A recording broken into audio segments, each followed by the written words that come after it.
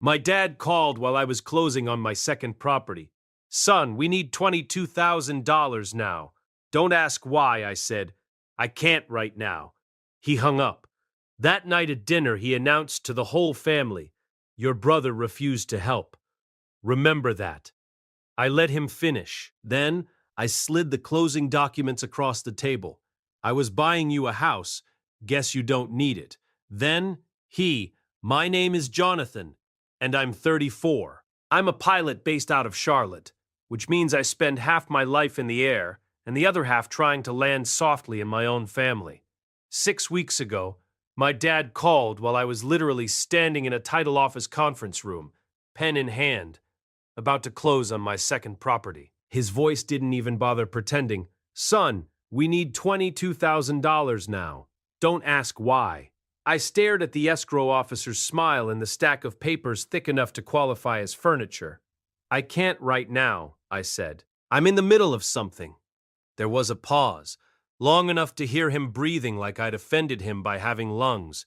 Then he hung up. That night at dinner, in front of everyone, he lifted his glass like he was about to toast and instead announced, your brother refused to help.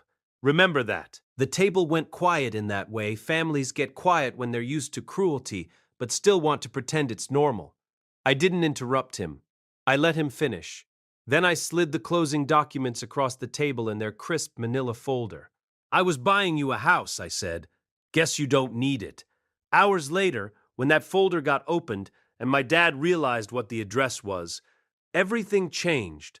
My dad has always loved two things, being right and being seen as the kind of man who deserves help. He's not evil. That's what makes it worse. He's charming at church, helpful to neighbors, the guy who'll jumpstart your car and then tell the story like he rebuilt your engine with his bare hands.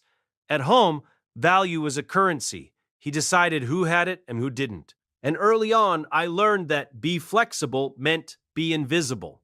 Micro Scene 1. Childhood math. When I was 10, I wanted a baseball glove. Nothing fancy, just something that didn't feel like cardboard. Dad looked at the price tag and whistled. That's a lot for something you'll outgrow. My older brother, Ethan, got a new bat that same week. I remember standing in the hallway listening. Mom's voice floated out from the kitchen. He needs it for the team. Dad's laugh. Jonathan doesn't even start. I was 10. I didn't know what start meant beyond a game, but I knew what it meant in our house. Micro Scene 2. Teen Turning Point. At 17, I got accepted into a flight program. It wasn't a golden ticket, but it was a door. I brought the letter home like it was a medal. Dad read it, nodded once, and put it down. So, he said, when do you think you'll grow out of this plane thing? It's not a phase, I said. Ethan walked in, tossed his car keys on the counter, and Dad's whole face changed. Hey, champ, Dad said. How'd the interview go? Ethan didn't even look up from his phone. Fine. Dad turned back to me and shrugged like my dream was a hobby I should do quietly. I learned then. My achievements made Dad uncomfortable unless he could wear them like a jacket. Micro Scene 3. Adult disrespect. When I became a commercial pilot, Dad started telling people I worked around planes. He'd say it with this grin, like he was being modest. One Thanksgiving, I corrected him. I fly the plane. Dad. He waved his hand. Well, sure, you're in there somewhere. Ethan laughed. Mom didn't. But she didn't stop him either. She never did. Micro Scene 4. Used for labor, not loved for presents. 2 years ago, Dad asked me to co-sign a refinance. It'll help your mother, he said. I said no calmly, with reasons and numbers, and a boundary I'd practiced in hotel rooms between flights. He stared at me like I'd slapped him. You think you're better than us now? No, I said. I think I'm responsible for me. He didn't speak to me for 3 months. Then he called like nothing happened, because in his world, time resets everything, except the debts he thinks I owe him for existing. By the time that phone call happened in the title office, I'd already been carrying a secret for months. I wasn't buying a second property, because I wanted to be some landlord guy with a clipboard and a superiority complex. I was buying it because my parents were still renting at their age, And my dad's pride wouldn't let him say the words, "We need stability." He'd hinted. "You know," he said one day, "rent is just throwing money away." Another time, "If I ever owned again, I'd do it right. Somewhere quiet. No stairs for your mother." He never asked. So I made a plan. I found a modest one-story place near their town. 2 bedrooms, a small yard, safe neighborhood, nothing flashy. The kind of house that feels like exhaling. I worked extra routes, picked up flights other pilots didn't want, slept in airports, ate protein bars like they were meals. My realtor, Maya, tried to talk me out of keeping it secret. "Jonathan," she said, leaning on her desk, "surprises are risky with family." "I know," I said, "but if I tell them, my dad will turn it into a performance." Maya didn't smile. "And if he doesn't like the script, he'll burn the stage." I nodded like I hadn't already pictured it.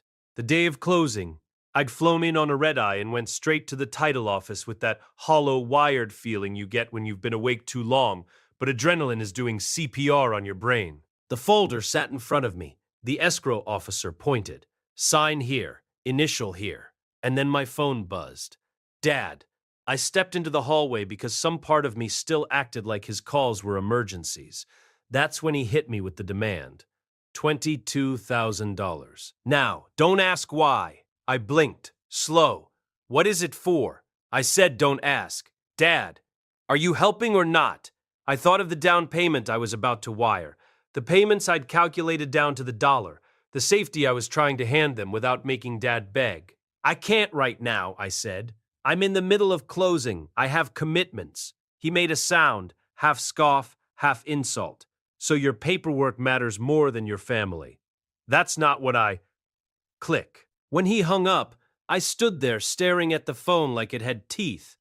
Back inside, I signed anyway, not because I was stubborn, because I was done being steered by his moods. That night was a family dinner at my parents' place, one of those everyone's in town gatherings where cousins appear like seasonal allergies.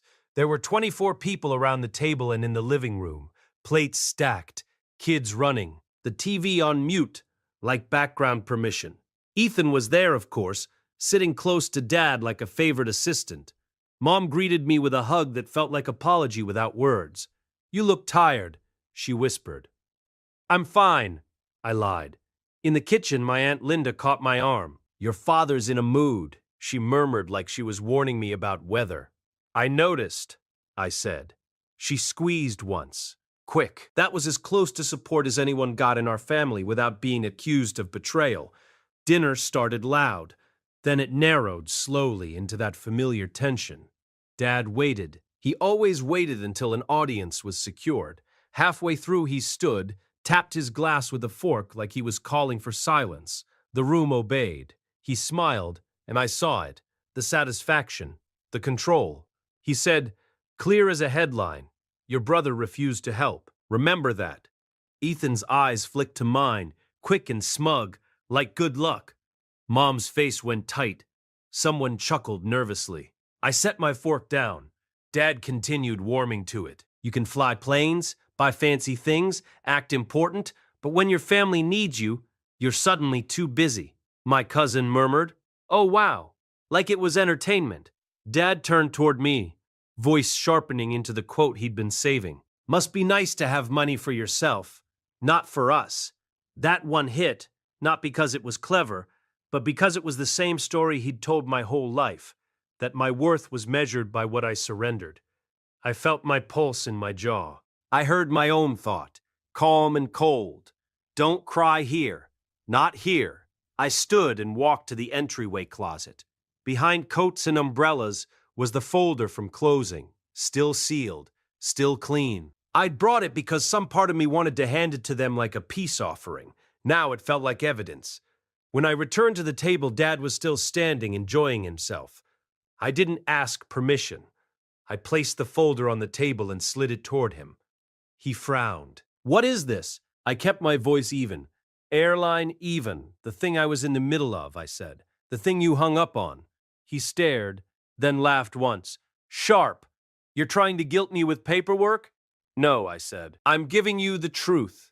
The room went so quiet the kids sounded loud in the other room. Dad's hand hovered over the folder like it might bite him. I looked at him and said the line I'd never rehearsed, but somehow had always been waiting in me. I was buying you a house. Guess you don't need it. For a second, Dad's face did something strange, like his pride couldn't decide which mask to wear. Then he scoffed. Buying me a house, he said, loud enough for the room. Listen to him. Ethan smirked. Yeah, okay, Mom whispered.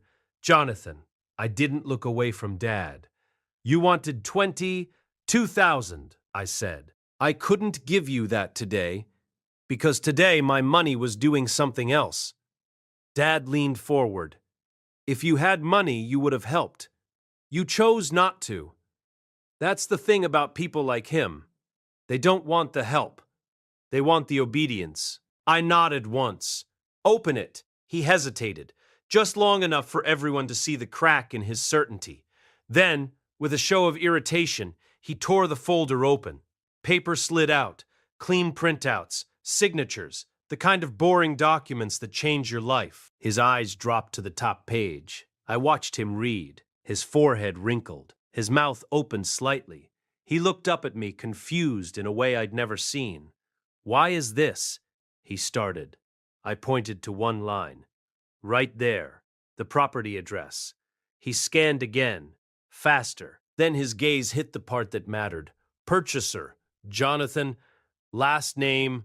He flipped to another page, then another, like maybe the next one would rescue him from reality. Ethan leaned in. What is it? Dad didn't answer. His fingers trembled, small and furious, as he turned pages. Mom stood up slowly, like her body understood before her mind did. Jonathan, she breathed. I swallowed, steadying myself on the back of my chair.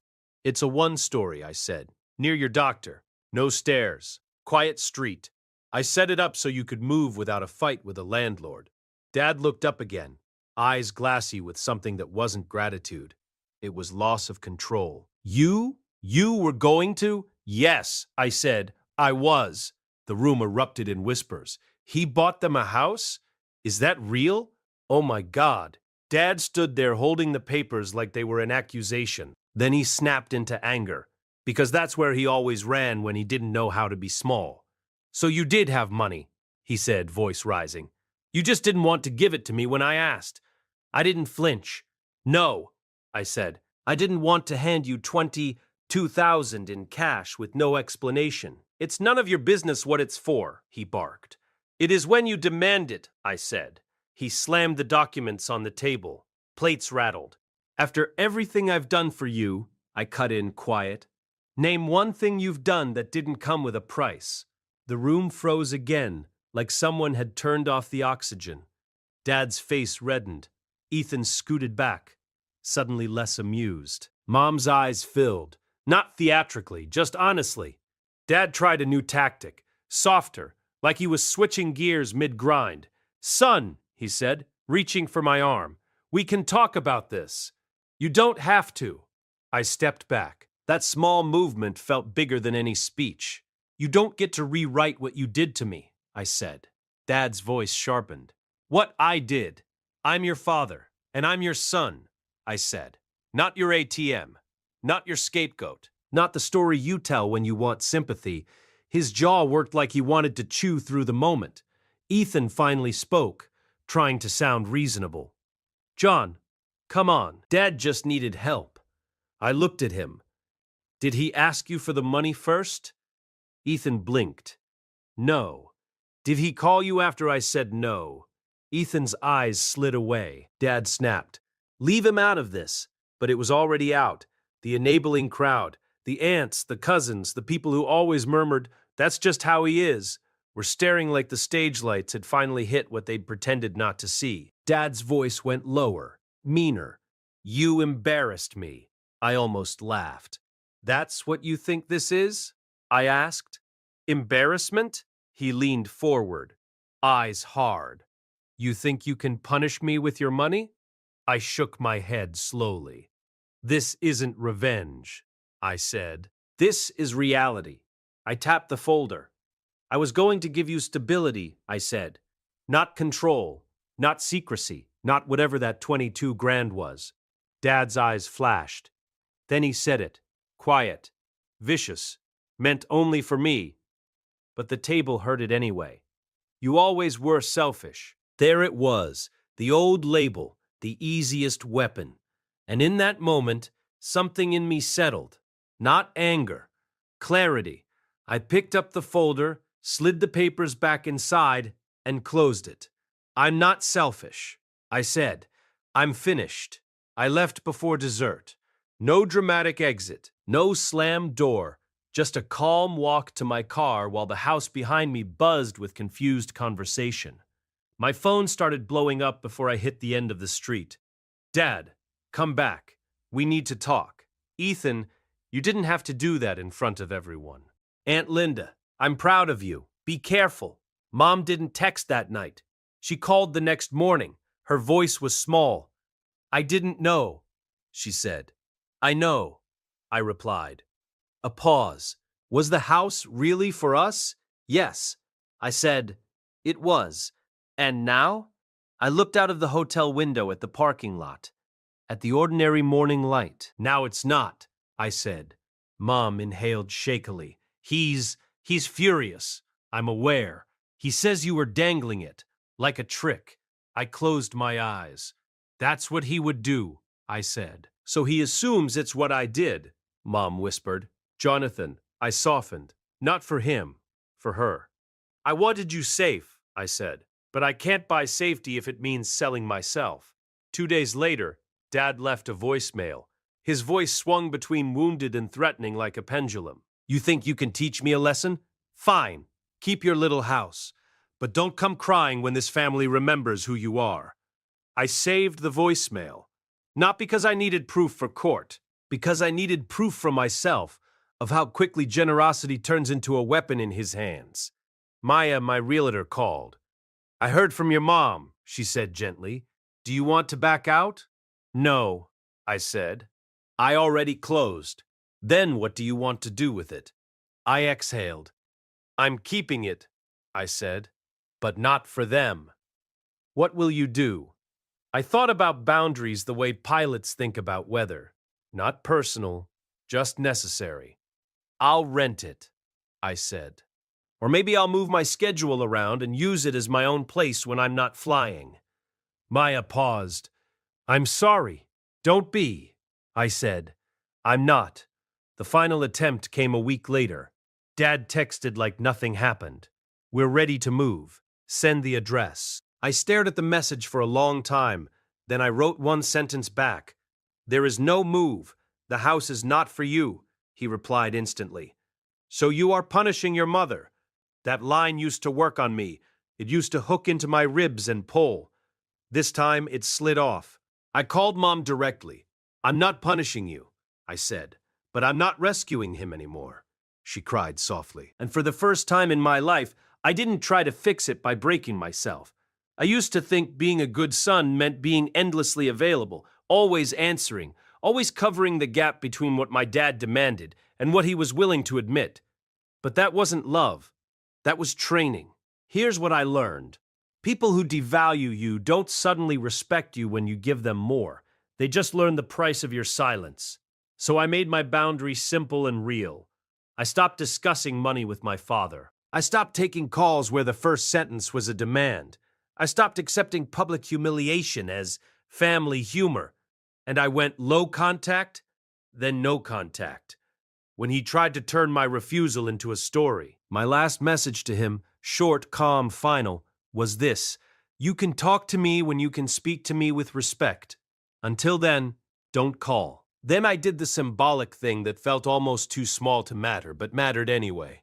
I took the spare key I'd had cut for him, shiny, untouched, and dropped it into my desk drawer.